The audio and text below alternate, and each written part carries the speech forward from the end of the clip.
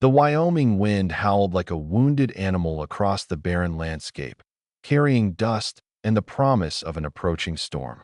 Samuel Harwood pulled his coat tighter, his weathered hands gripping the reins as his horse picked its way through the rocky terrain. He'd made this journey from the cattle auction 100 times, but today something felt different. Maybe it was the strange heaviness in the air, or maybe it was the weight he'd carried in his chest for 3 winters now. The weight that never left, no matter how many cattle he bought or how much land he acquired. Success meant nothing when you had no one to share it with. Before we dive into the story, I want you to imagine what it's like to find hope in the most unexpected places. Today's story will touch your heart in ways you never expected. Click the like button and subscribe to the channel so you don't miss tomorrow's incredible story. And please, leave a comment telling me where you're watching from and what time it is there. I love knowing that we're all connected across the world through these powerful moments. Now let's continue with the story. Thunder rumbled in the distance as Samuel's horse suddenly reared, spooked by something in the ravine below. He steadied the animal, then dismounted to investigate. What he saw made his breath catch. A broken wagon lay on its side, one wheel missing entirely. But it wasn't the wagon that stopped his heart. It was the woman huddled beneath it, her body curved protectively around 2 bundles. Even from here, he could see her shoulders shaking. Samuel half climbed, half slid down the rocky slope. The woman's eyes flew open as he approached, wild with fever and fear. She pulled the bundles closer, and that's when he heard it. The thin cry of an infant. No, 2 infants. Twins. Her cracked lips moved, but no sound came out except a desperate wheeze. Her dress was torn, her feet bloody through worn boots. How long had she been here? Hours. Days. Easy now, Samuel said, his voice rough from disuse. He rarely spoke to anyone these days except his ranch hands, and even then only when necessary. The woman tried to scramble backward, but there was nowhere to go. Her arms tightened around the babies, and Samuel saw the fierce love there, the same desperate protection he'd once felt for his own family. The memory hit him like a physical blow. "I'm not going to hurt you," he said, kneeling slowly in the dirt. One of the babies was crying harder now, a sound that echoed off the ravine walls.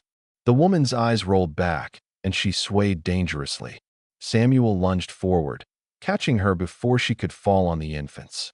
Her skin burned with fever under his hands. She whispered something he couldn't hear, her eyes focusing on him with enormous effort. "Please," she finally managed. "My babies. Please." Samuel looked at the twins, so small, so vulnerable. The storm was coming fast now, the first fat raindrops already falling. If he left them here, they'd be dead by morning. But bringing them to his ranch meant opening doors he'd locked 3 years ago. It meant feeling again. It meant risking the pain that nearly destroyed him. The woman's eyes started to close. "No," Samuel said sharply. "Stay awake. You hear me." He stood, decision made.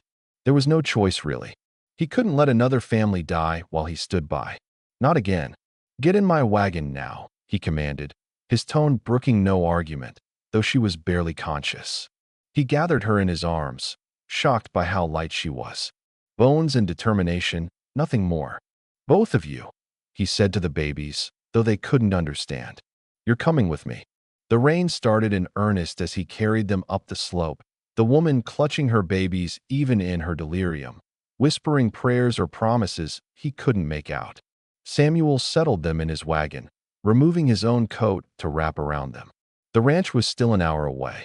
He urged the horses faster, stealing glances back at his unexpected passengers. The woman's face, despite the dirt and exhaustion, held a fierce beauty. The babies had stopped crying, trustingly quiet now that they were warm. For the first time in 3 years, Samuel Harwood was bringing someone home. The ranch house loomed against the stormy sky like a fortress, all sharp angles and closed shutters. Samuel carried the woman through the front door, her baby still clutched against her chest. Martha, his housekeeper, dropped the pot she was carrying. It clattered across the floor, the sound sharp in the sudden silence. "Mr. Harwood?" Martha's voice climbed with shock. "What in heaven's name?" "Hot water," Samuel ordered. already moving toward the guest room that hadn't been opened in 3 years. Clean cloths. That medicine from town. Now, Martha. He laid the woman on the bed, and she immediately tried to sit up, her eyes wild and unfocused. No, she gasped, pulling her babies closer. Can't stay? He'll find us. Have to keep moving. You're burning with fever, Samuel said, trying to gentle his voice. It came out rough anyway, unpracticed at comfort. You're not going anywhere. You don't understand. Tears tracked through the dirt on her face. I can't bring trouble to your door. Please, just let us go. One of the twins started crying, a thin, hungry wail. The woman tried to comfort the baby, but her hands shook too badly. She looked at Samuel with such desperate pride, it twisted something in his chest. I'm not a beggar, she whispered. I can work. I can pay you back. Just give us tonight. The storm. When it passes, we'll go. Martha bustled in with supplies, her expression carefully neutral, though Samuel knew she'd have questions later. The ranch hands would talk. They always did. The mysterious rancher who kept to himself, who'd shut out the world after the tragedy, suddenly bringing home a vagrant woman and 2 babies. He could already hear the whispers. What's your name? Samuel asked as Martha began cleaning the woman's face with gentle efficiency. Clara, she said after a long pause, as if even her name was dangerous to share. These are my sons, Thomas and James. Well, Clara, Martha said, her tone brooking no argument. You're in no state to go anywhere. Mr. Harwood's right about that fever, and these little ones need proper feeding and warmth. Clara's pride warred with her desperation. Samuel could see it in every line of her body, the way she held herself even while swaying with exhaustion. She was a fighter, this one. Had to be, to survive whatever had driven her to that ravine with 2 infants. I don't accept charity, Clara managed, her jaw set stubbornly even as she shivered. Then don't, Samuel said bluntly. When you're well, you can work. Martha needs help around here anyway. This was a lie. Martha managed fine on her own and preferred it that way. But Clara's pride needed this fiction, and Samuel found himself willing to provide it. Over the next hours, as Martha tended to Clara and the twins, Samuel found himself pacing the hallway outside the room. He could hear Clara fighting Martha's ministrations, insisting she could manage alone, that she didn't need help. Her protests grew weaker as the fever took hold, but her spirit remained unbroken. She's a proud one, Martha said, emerging with a basin of water. Reminds me of someone else I know. Samuel ignored the pointed look. Will she be all right? With rest and proper food? Yes. But Mr. Harwood. Martha hesitated. Those aren't just travel wounds on her. Someone's been hurting that woman. And recently. Samuel's hands clenched. He'd noticed the bruises too, the way she flinched when he'd first approached. Someone had driven her to flee into the wilderness with 2 babies. Someone she was still terrified would find her. Late that night, he heard footsteps in the hallway. He found Clara trying to leave, holding onto the wall for support, her baby somehow bundled in her arms despite her weakness. Get back to bed, he said. Can't stay, she whispered. You don't know what you're risking. I'm not risking anything. He moved to block her path. You are. Those boys need their mother alive. She swayed, and he caught her elbow. She jerked away as if burned. Don't, she gasped. Please. I can't. I can't owe anyone anything. Not again. The pain in her voice stopped him cold. He stepped back, giving her space. You owe me nothing, he said quietly. But those boys deserve a chance. Give them that. Just until you're well. Clara looked at him for a long moment, seeing something in his face that made her shoulders drop. 3 days, she whispered. Until the fever breaks. Then we go. Samuel nodded, though he knew and she knew it was a lie. She couldn't make it to the edge of his property in her condition, let alone beyond. But he'd let her keep her pride. It was all she had left, and he understood that better than she knew. The morning sun streamed through windows that hadn't been opened in years. Samuel stood in the doorway, watching Clara sleep. The fever had broken during the night, leaving her pale but peaceful. The twins lay beside her, their tiny fists curled like flowers. He'd been standing there longer than he should, drawn by something he couldn't name. Martha appeared beside him with knowing eyes. "She's been asking for thread and needle," she whispered. "Says she noticed your shirt was torn." Samuel looked down at the rip in his sleeve he'd been ignoring for weeks. "Tell her to rest." "You tell her," Martha said with a snort. "That woman's got more stubborn in her little finger than most folk have in their whole body." As if hearing them, Clara's eyes opened. She immediately checked her babies, then struggled to sit up. "I should be working," she said, her voice still raspy. "You've done enough. You nearly died 3 days ago," Samuel said from the doorway. "Rest. I've rested enough." She swung her legs over the side of the bed, gripping the bedpost when the room spun. "Please. I need to. I need to be useful." Samuel recognized the desperation in her voice. The need to not feel helpless. He'd felt it himself after the accident, throwing himself into work until his hands bled, anything to avoid the stillness where memories lived. "The kitchen garden needs tending," he heard himself say. "When you're stronger." Clara's face lit up with such genuine relief that it caught him off guard. "I'm good with gardens," she said quickly. "My mother taught me. I can make things grow even in poor soil." Over the following days, Clara improved rapidly, as if purpose itself was medicine. She insisted on helping Martha with simple tasks, mending clothes with precise stitches, preparing vegetables with practiced efficiency.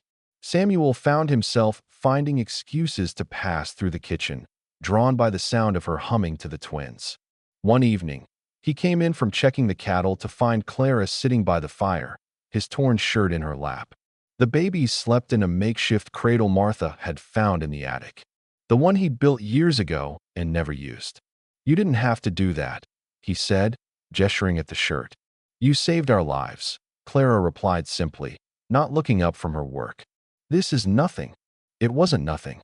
The words came out harsher than intended. "What you did, getting those boys to safety, fighting to keep them alive, that wasn't nothing." Clara's hands stilled. "They're all I have," she whispered. "All that's good in this world." Samuel sat down across from her, the fire crackling between them. "Their father?" Clara's face hardened. "Gone," was all she said, but her hand unconsciously went to her arm where Martha had mentioned seeing old burn scars. He didn't push. They sat in comfortable silence while she worked, the only sounds the pop of the fire and the soft breathing of the babies. It was the first peaceful evening Samuel had experienced in 3 years. He found himself reluctant to break it. "Would you teach me?" Clara asked suddenly. "Teach you what?" "To ride. Properly." She kept her eyes on her stitching. "If we need to leave quickly, I should know how." The "we" hung in the air. She still planned to run. Samuel felt an unexpected disappointment. "Tomorrow," he said, "after morning chores." The next day, he let out his gentlest mare. Clara approached the animal with a mix of determination and nervousness. "She won't hurt you," Samuel said, guiding Clara's hand to the horse's neck. "See? She knows you're afraid, but she won't take advantage." Clara's hand trembled under his. "How do you know?" "Because I trained her myself." "After?" He stopped. "After I needed something gentle in my life."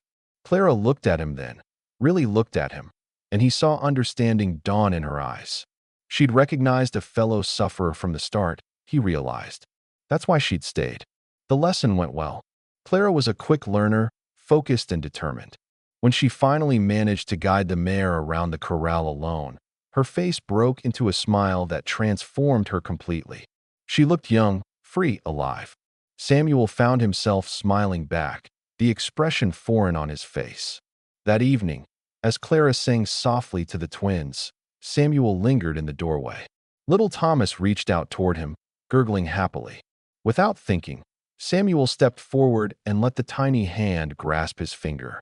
The baby's grip was surprisingly strong, holding on as if he'd never let go. "He likes you," Clara said softly. "They both do. You have a gentle way with them." "I had a daughter once," Samuel said before he could stop himself. "She would have been 4 now." Clara's eyes filled with understanding. "I'm sorry." "So am I," he said, carefully extracting his finger from Thomas's grip. "So am I." But for the first time, the words didn't feel like they were choking him. The ranch house, so long a tomb of memories, was beginning to feel different. Warmer. like something was thawing that had been frozen for far too long.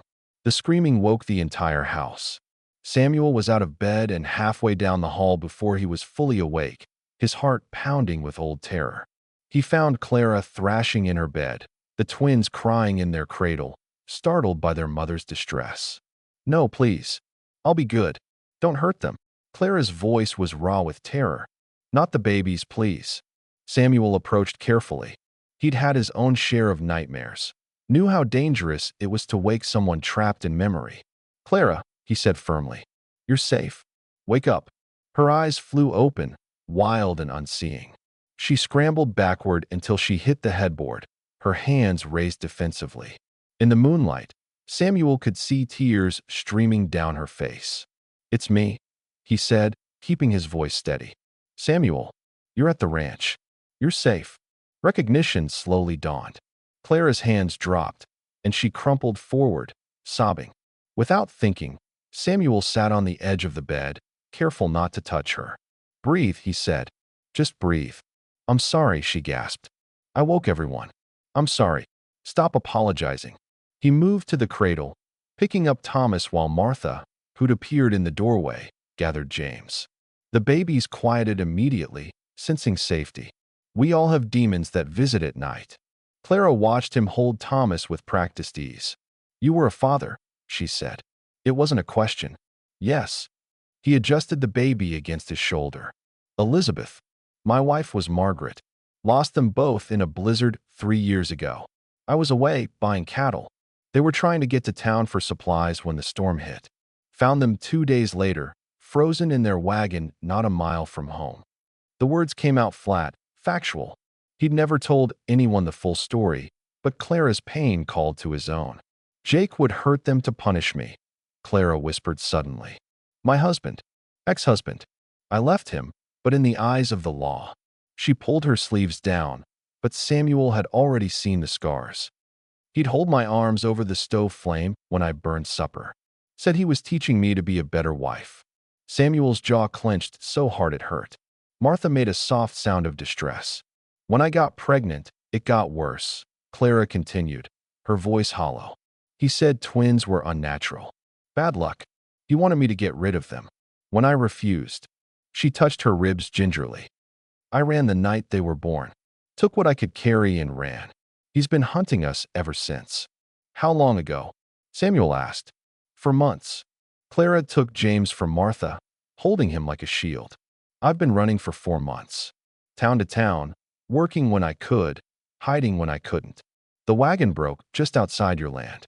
I thought we were done for." Samuel stood abruptly, Thomas still in his arms. The baby had fallen asleep against his shoulder, trusting completely. "He won't find you here," he said. "You don't know Jake. He's connected. Has money. Friends who'll do anything for the right price." "I have more money," Samuel said bluntly. "And my friends are the law in 3 counties. Let him come." Clara stared at him. "Why would you risk that for us? You don't even know us." Samuel looked down at Thomas's peaceful face, then at Clara holding James, and finally admitted the truth. "Because saving you might be the only good thing I've done in 3 years. Because this house has been a grave, and you've brought life back to it. Because—" He stopped, unable to voice the rest. "Because you make me remember what it felt like to care about something." "I'll bring trouble to your door," Clara warned. "This door's seen trouble before." He carefully placed Thomas back in the cradle. "It's still standing." Martha spoke up for the first time. "Mr. Harwood's right. This ranch has weathered worse than one cruel man. You're staying put, young lady, and that's final." Clara looked between them, her eyes filling with fresh tears. "I don't know how to accept kindness anymore," she admitted. "I keep waiting for the cost." "The only cost," Samuel said, moving toward the door, "is that you stop trying to leave in the middle of the night. It upsets the horses." Clara let out a sound that was half laugh, half sob. "The horses? Very sensitive creatures," Samuel said seriously, though Martha could see the slight softening around his eyes. "Can't have them disturbed." As he left the room, he heard Clara whisper to Martha, "He's not what I expected." "No," Martha replied. "He never is. Been hiding that good heart under all that gruff for too long." Maybe you and these babies are exactly what he needed to find it again. Samuel paused in the hallway, his hand on his chest where something long frozen was beginning to crack. The pain was still there, would always be there, but alongside it now was something else. Something that felt dangerously like hope. He looked back toward the room where Clara was singing softly to her boys, and for the first time in 3 years, he didn't immediately push the feeling away. The ranch had transformed in ways Samuel couldn't have imagined. Wildflowers now grew in window boxes Clara had convinced him to build. The kitchen always smelled of fresh bread. Baby laughter echoed through rooms that had been silent for too long. 6 weeks had passed since that stormy night, and Clara had kept her promise to work, throwing herself into every task with fierce determination. Samuel found her in the garden one morning, the twins playing on a blanket nearby while she coaxed life from soil everyone said was too poor for vegetables. But somehow, green shoots pushed through the earth under her care. "You have a gift," he said, startling her. Clara smiled, dirt smudged on her cheek. "Things want to grow. They just need someone to believe they can." He watched her work, noting how the sun caught the gold threads in her brown hair. She'd gained weight, lost that hollow look that had frightened him so badly at first. "We're going to town tomorrow," he said. "You and the boys need proper clothes." Clara's hands stilled. "I can't go to town. You can't hide here forever." "I'm not hiding," she said, but they both knew it was a lie. What if someone recognizes me? What if word gets back to Jake?" Samuel knelt beside her, something he'd never done for anyone. "Then they'll have to go through me first. And I'm not easy to go through." Clara looked at him with those eyes that had seen too much. "You're a good man, Samuel Harwood." "No," he said quietly, "but I'm trying to be." The next day, Clara wore one of Martha's dresses, altered to fit, and held her head high as they rode into town. Samuel had never seen her in anything but the worn dress she'd arrived in. She looked different, younger, beautiful in a way that made his chest tight. The townspeople stared. Samuel Harwood, the hermit rancher who'd shut himself away after his family's death, riding in with a woman and 2 babies. The gossip would be fierce, but Samuel found he didn't care. Let them talk. At the general store, Mrs. Henderson couldn't contain her curiosity. "And who might this be, Mr. Harwood?" "This is Clara," he said simply. "She's helping Martha at the ranch." "Helping?" Mrs. Henderson's eyebrows rose. "How nice." Clara's cheeks flushed, but she kept her composure, examining fabric with focused attention. Samuel watched her select the cheapest options until he quietly told the clerk to add several of the better bolts to their order. "I can't accept that," Clara whispered. "The boys need warm clothes for winter," he said. "Unless you plan to leave before then?" It was a test, and they both knew it. Clara met his eyes. "No," she said softly. "We're not leaving." Something loosened in Samuel's chest. He hadn't realized how afraid he'd been that she'd disappear one day, leaving the ranch empty again. That evening, they sat by the fire as had become their custom. Clara worked on cutting patterns from the new fabric while Samuel read, though he found himself watching her more than the pages. The twins gurgled in their cradle, Thomas reaching for the wooden horse Samuel had carved for them. "You're good with them," Clara said suddenly. "The boys. You'd have been a wonderful father." "I was going to teach Elizabeth to ride this year," Samuel said, surprising himself with the admission. "Had picked out a pony and everything. It's still in the stable." Clara's hands stilled. "I'm sorry. I shouldn't have." "No." He set down his book. "It's good to talk about her. I haven't been able to for so long. Everyone's too afraid to mention her, like she never existed. Tell me about her." So he did.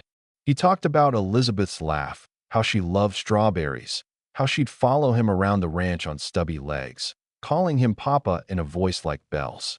Clara listened, occasionally asking questions, never judging the tears that gathered in his eyes. She would have loved the boys, Samuel said finally. Would have treated them like living dolls. They would have loved her back, Clara said softly. She reached across the space between them, briefly touching his hand. "Thank you for sharing her with me." The touch was electric, gone before he could respond. But that night, Samuel lay awake thinking about it, about the way Clara's presence had begun to fill spaces he hadn't even known were empty. A week later, He was teaching her to shoot.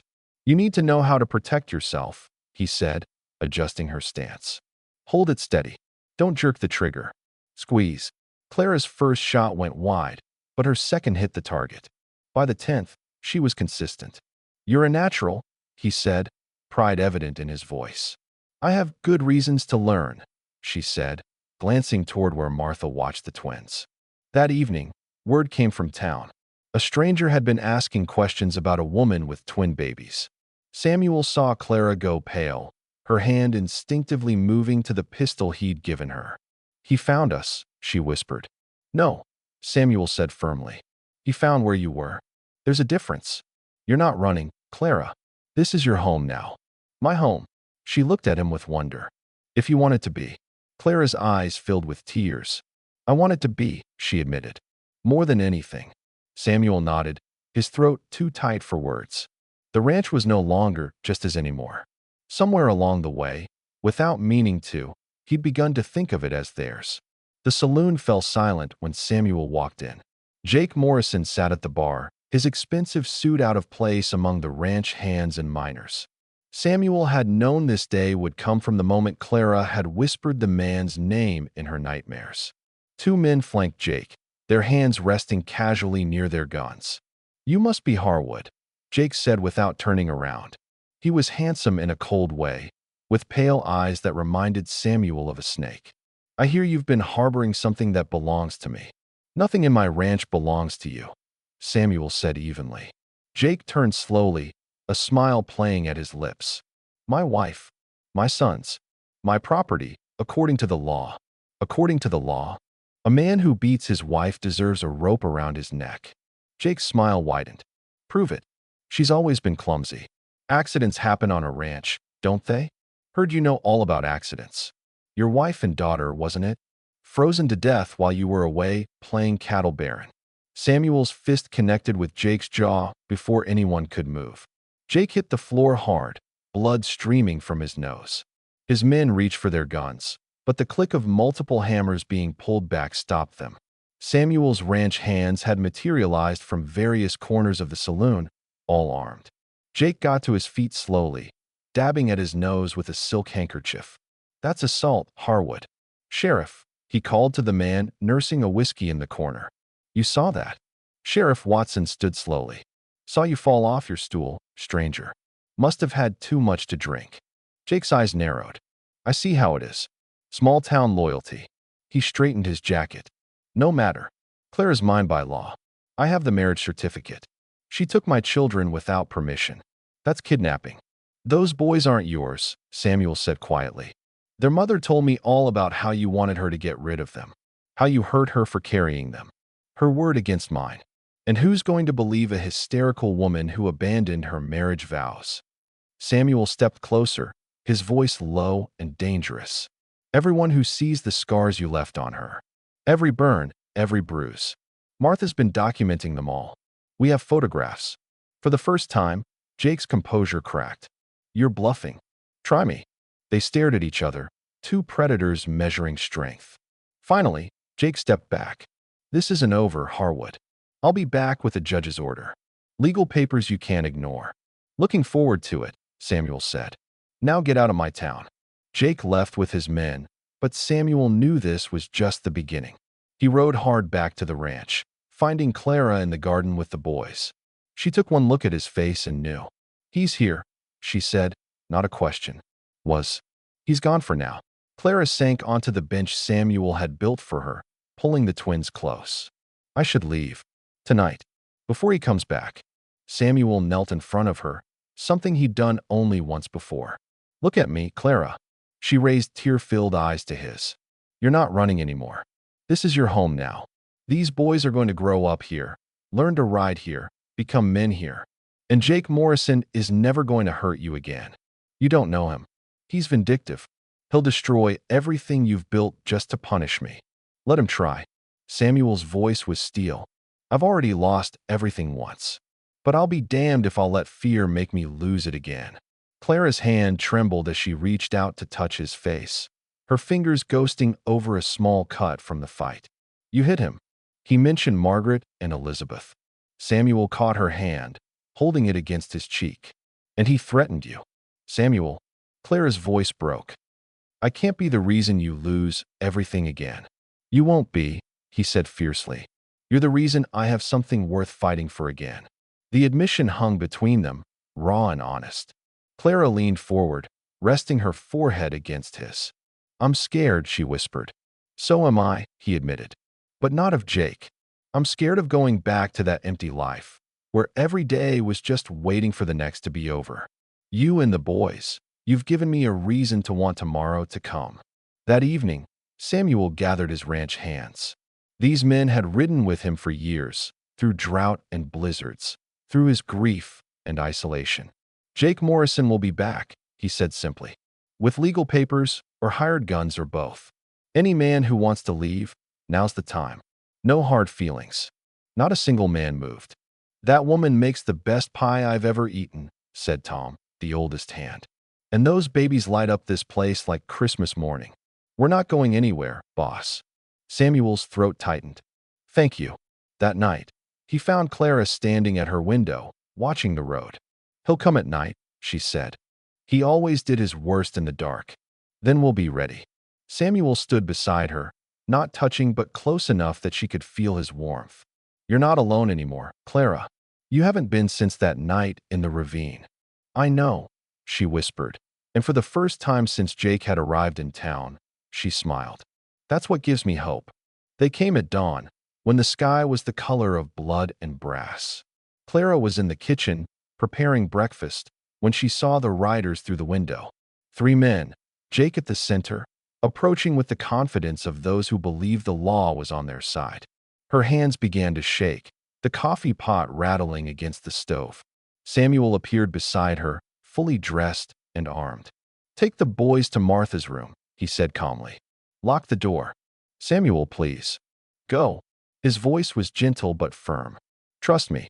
Clara gathered her sons, but instead of hiding, she stopped at the front door. I won't cower while you fight my battles. Our battles, Samuel corrected. But the boys. Martha has them. Indeed, the older woman had already whisked the twins away. Clara stood straighter, the pistol Samuel had taught her to use heavy in her apron pocket. I'm done running. Together, they stepped onto the porch. Jake had dismounted, standing with theatrical casualness while his hired men kept their hands near their weapons. Samuel's ranch hands emerged from various positions around the yard, creating a loose circle. Morning, wife, Jake called to Clara, his voice sickeningly sweet. I've come to take you home. I am home, Clara replied, her voice stronger than she felt. Jake's face darkened. You always were too stubborn for your own good. Needed a firm hand to guide you. He pulled out a folded paper. Judge's order. You're to return with me immediately, along with my sons. Samuel stepped forward. Let me see that. Jake handed it over with a smirk. All legal and proper. Judge Harrison from Denver. Cost me a pretty penny, but worth it to retrieve my property. Samuel read the document, then slowly tore it in half. Judge Harrison was removed from the bench 2 months ago for taking bribes. This paper's worth less than the horse dung in my stable. Jake's composure cracked.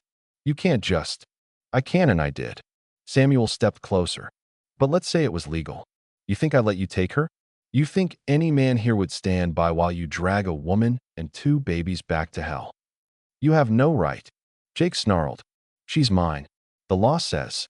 The law says a lot of things, Sheriff Watson interrupted, riding up with 2 deputies. Like how assault, battery, and attempted murder are crimes punishable by hanging. Jake spun around. You have no proof of any of that. Clara stepped forward then, rolling up her sleeves to reveal the scars. I'm the proof. Her voice carried across the yard. Every burn, every bruise, every broken bone you gave me because dinner was late or your shirt wasn't pressed right, or just because you enjoyed watching me cry. Shut up. Jake lunged toward her, but Samuel caught him, throwing him to the ground. That's twice you've tried to assault someone in front of witnesses, the sheriff noted mildly. Tom, you getting all this down? Tom, the oldest ranch hand, held up a notebook. Every word, Sheriff. Jake scrambled to his feet, his face ugly with rage. This isn't over. I have friends. Powerful friends. I'll burn this whole ranch to the ground before I let you keep her." "Is that a threat?" Samuel asked quietly. "It's a promise." Jake gestured to his men. "Kill them all. Start with her." The hired guns reached for their weapons, but stopped at the sound of multiple rifles being cocked. Samuel's men had them surrounded, guns trained and ready. "Seems your friends aren't as loyal as you thought," Samuel observed as the hired guns slowly raised their hands. Jake pulled his own gun, pointing it at Clara. "If I can't have her, no one can." Everything happened in seconds. Clara drew her pistol, the one Samuel had taught her to use. Samuel moved to shield her. The sheriff drew his weapon, but it was Clara's shot that rang out first, her bullet striking Jake's gun hand. He screamed, dropping the weapon, clutching his bleeding hand to his chest. "That's for every time you hurt me," Clara said, her voice steady despite the tears streaming down her face. "For every nightmare you gave my babies. For every scar I'll carry forever." Jake fell to his knees, sobbing with pain and rage. "You shot me. She shot me. I saw self-defense," the sheriff said. "Anyone see different?"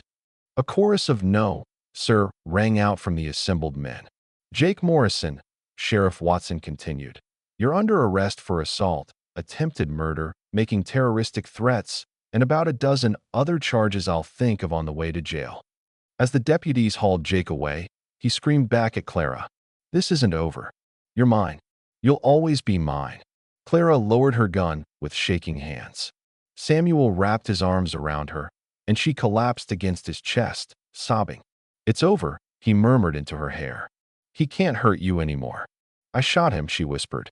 "I actually shot him. You protected yourself. You protected our home." Clara pulled back to look at him. "Our home." Samuel cupped her face in his weathered hands. "Our home. Our family. If you'll have me. I know I'm not much, just a broken rancher with too many scars. But Clara, you've brought me back to life. You and those boys are everything to me." "Samuel Harwood," Clara said through her tears, "you're everything we never dared hope for." Martha appeared on the porch with the twins, who reached for their mother with happy gurgles, oblivious to the drama that had just unfolded. Clara took them, holding them close, while Samuel wrapped his arms around all three of them. The ranch hands dispersed quietly, giving them privacy, though Tom was heard to mutter, "About damn time." The aftermath of Jake's arrest left Clara shaking for hours. Samuel found her that evening sitting in the kitchen, staring at her hands as if they belonged to someone else. The twins slept peacefully in their cradle, unaware of how close they'd come to losing everything. "I keep thinking I'll wake up," Clara said without looking at him. "That this is all a dream, and I'll open my eyes to find Jake standing over me." Samuel sat beside her, close enough that their shoulders touched. A thin cut ran along his jaw where Jake's bullet had grazed him when he'd moved to protect her. Clara reached up to touch it gently, her fingers trembling. "You could have been killed," she whispered. "So could you." He caught her hand, holding it against his face. "But we weren't. We're here. We're alive. And he's going to prison for a very long time." "The sheriff said Jake's been wanted in 3 states," Clara said. "There were other women. Others he hurt. I wasn't the first. But you're the first who fought back. The first who survived to testify." Clara's eyes filled with tears. "I wouldn't have without you. I'd have died in that ravine with my boys if you hadn't found us." "Don't," Samuel said roughly. "Don't think about what could have been. Think about what is. You're here. The boys are safe. The ranch is peaceful again." "Is it?" Clara looked at him intently. "Samuel, what are we doing? What is this between us?" The question hung in the air like morning mist. Samuel had been asking himself the same thing for weeks, maybe since the moment he'd carried her through his door. He was a man who'd shut himself away from feeling, and she was a woman who'd been taught that love meant pain. Yet somehow, they'd found something neither had been looking for.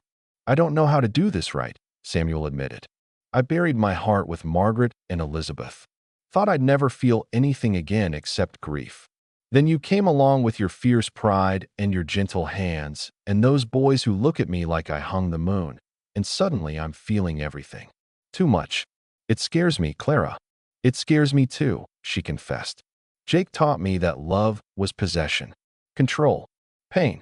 But with you, You've never asked me for anything. Never demanded. You've just given and given, and I don't know what to do with that kind of kindness." Samuel turned to face her fully. "I'm not a young man anymore. I've got scars inside and out. I wake up some nights still calling for Margaret. I might never be whole again. But Clara, when I look at you, when I hold those boys, I feel like maybe broken pieces can still make something beautiful if they fit together right." Clara was crying now, silent tears that she didn't try to hide. "I never expected to love again. Never wanted to. It hurt too much the first time." "Is that what this is?" Samuel asked softly. "Love. I don't know what else to call it," Clara admitted. "When you're not in the room, I look for you. When the boys smile, I want you to see it. When I'm scared, you're the one I want beside me. If that's not love, I don't know what is." Samuel stood abruptly, pacing to the window. The sun was setting, painting the ranch in shades of gold and amber. The land he'd once thought would be his tomb had become something else entirely. A place of resurrection. "The town will talk," he said. "They already are. The hermit rancher and the runaway wife. Let them talk. You deserve better than a man old enough to be your father." "I'm not a child, Samuel. I'm a woman who knows exactly what she wants." Clara stood, moving to stand beside him. "And what I want is the man who saw me at my lowest and still thought I was worth saving. The man who holds my babies like they're precious. The man who gave me a home when the world would have let me die." Samuel turned to her, his eyes bright with unshed tears. "Marry me." The words hung between them, surprising them both. Clara's hand flew to her mouth. "I know it's too soon," Samuel rushed on. "I know you just got free from Jake. But Clara, I want to give you and the boys my name. My protection. Not because I think you need it, but because I want the world to know you're mine and I'm yours. Equal partners. No ownership, no control, just us." "Samuel." Clara's voice broke. "You don't have to answer now. Think about it. Take all the time you need. I'm not going anywhere." He started to turn away, but Clara caught his arm. "Yes," she said simply.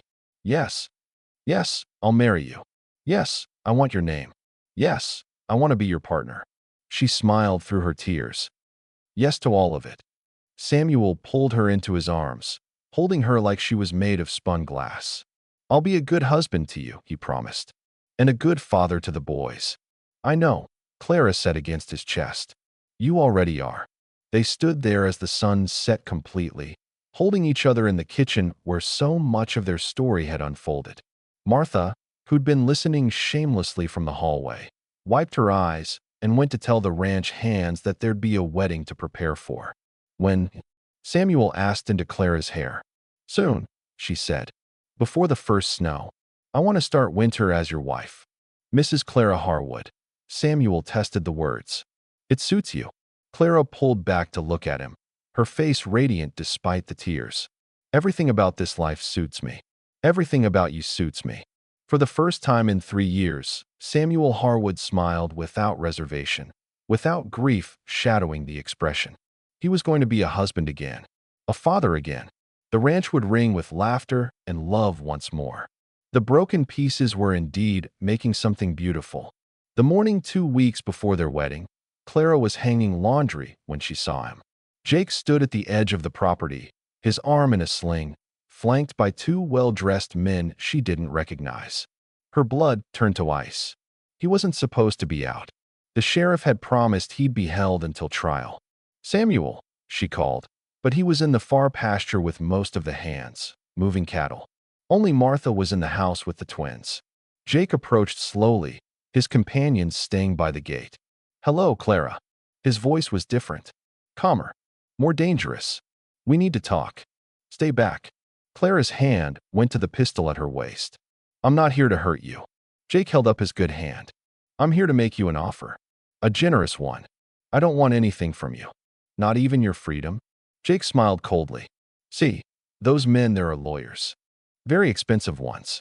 They found some interesting technicalities in my arrest. Seems the sheriff overstepped his authority. I'll be free by tomorrow." Clara's knees nearly buckled. "No, you confessed. Everyone heard you. I was coerced, threatened. A mob of armed men surrounding me. Any judge would throw out that confession." Jake stepped closer. but I'm willing to make a deal. You leave with me now, quietly, and I won't destroy Harwood's ranch. I won't burn his barns, poison his cattle, or ruin him financially. I have the connections to do all of that and more. You're lying.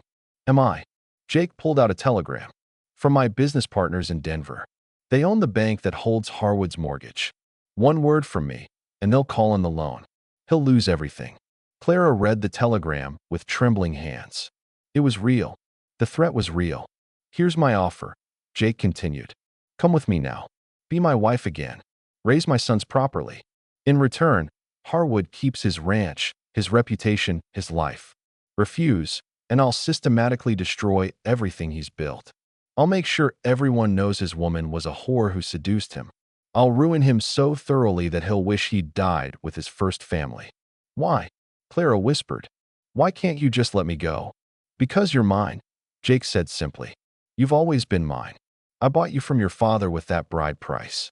I own you. I'm not property. The law says different.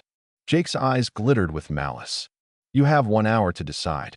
Come with me willingly or watch everything burn. Your choice.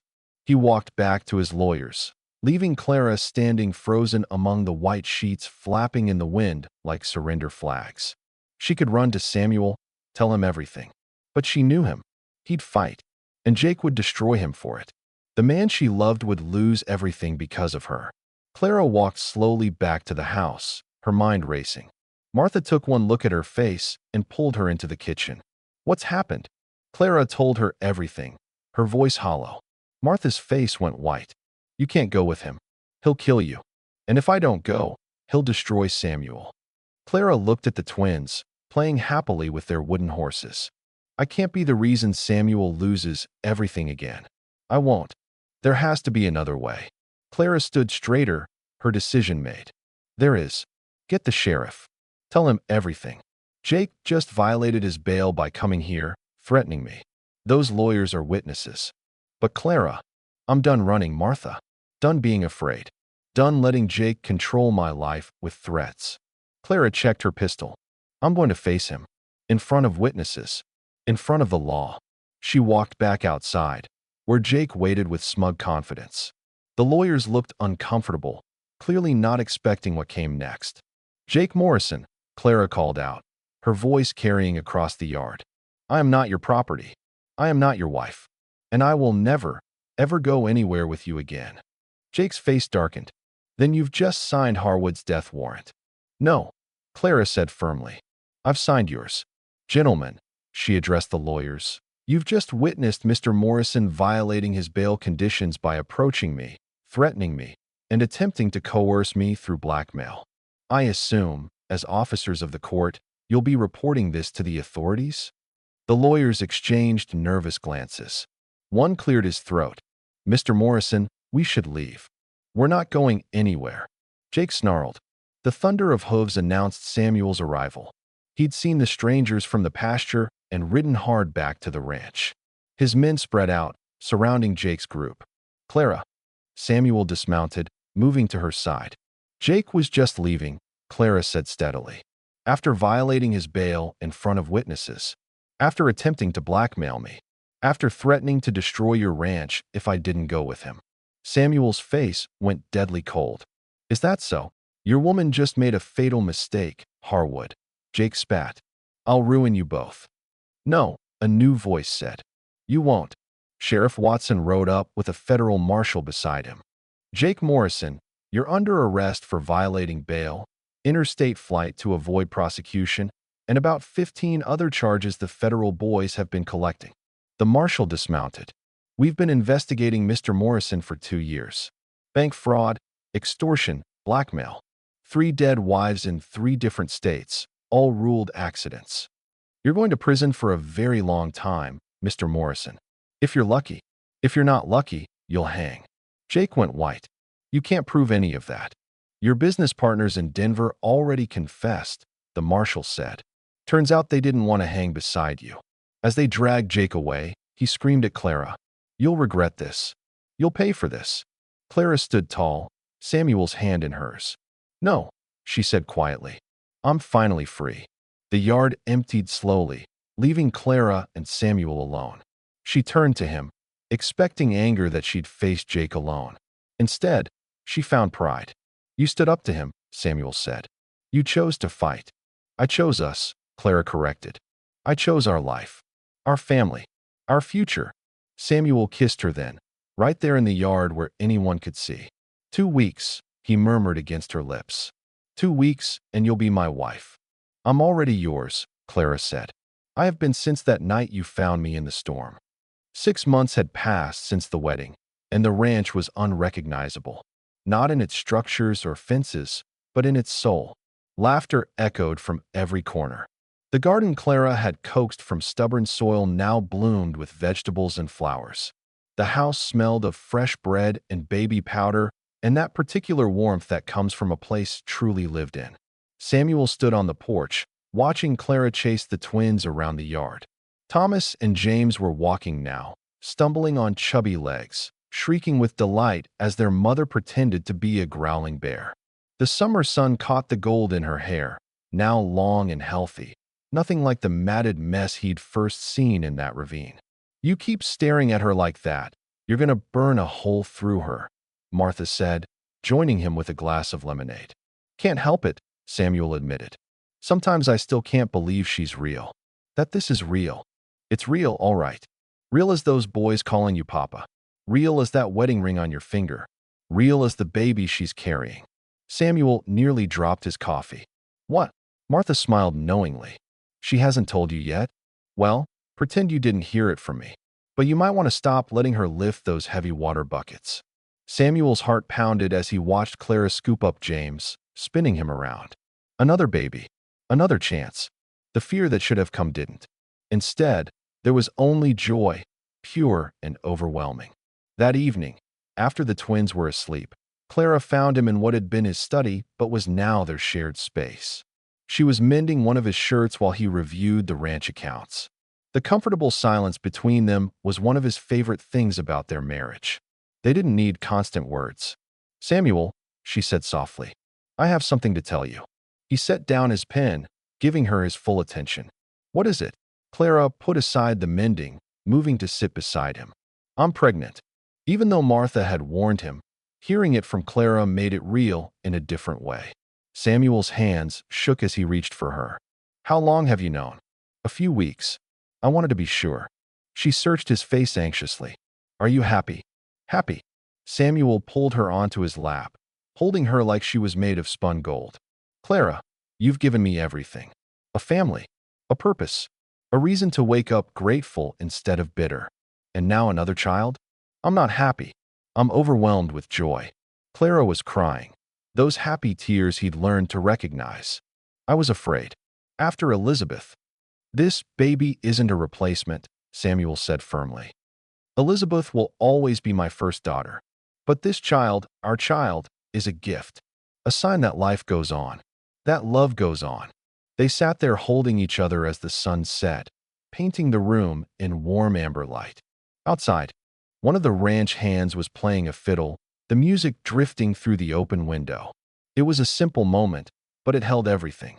A knock at the door interrupted them. Tom entered, hat in hand. "Sorry to disturb, boss, but there's a woman at the gate. Says she's looking for sanctuary. She's got a little one with her, and—" He hesitated. "She looks like Mrs. Clara did when you first brought her home." Samuel and Clara exchanged glances. Without words, they rose together. At the gate, a young woman stood shaking, a toddler in her arms. Bruises marked her face, and her dress was torn. The same desperate fear Clara had once worn was written in every line of her body. "Please," the woman whispered. "I heard about this place.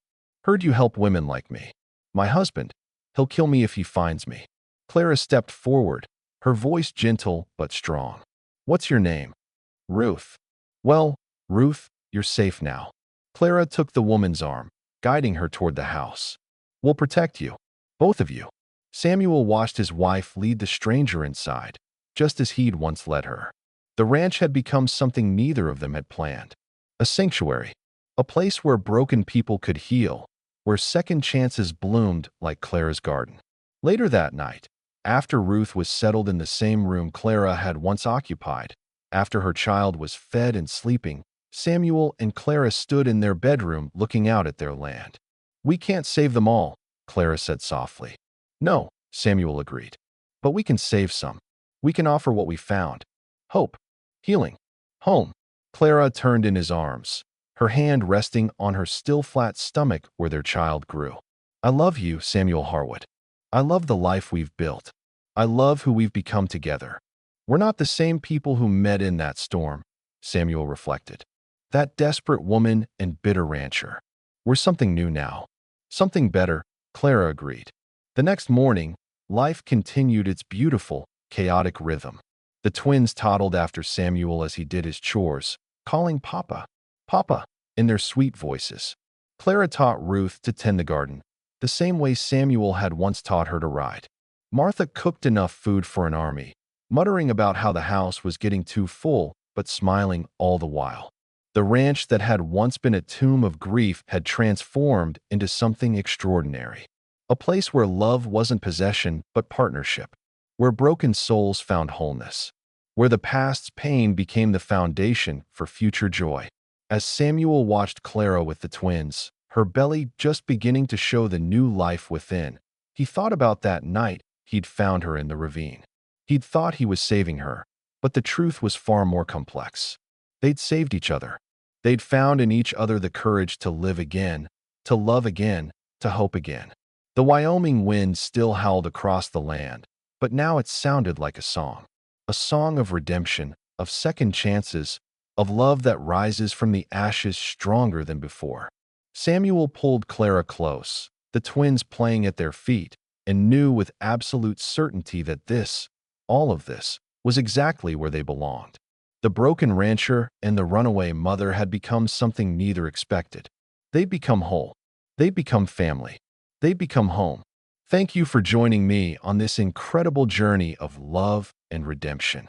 If this story touched your heart, please click the like button and subscribe to the channel. Tomorrow's story will take you on another emotional adventure you won't want to miss. Remember, sometimes the most beautiful endings come from the most painful beginnings. Until next time, keep believing in second chances and the power of love to heal even the deepest wounds.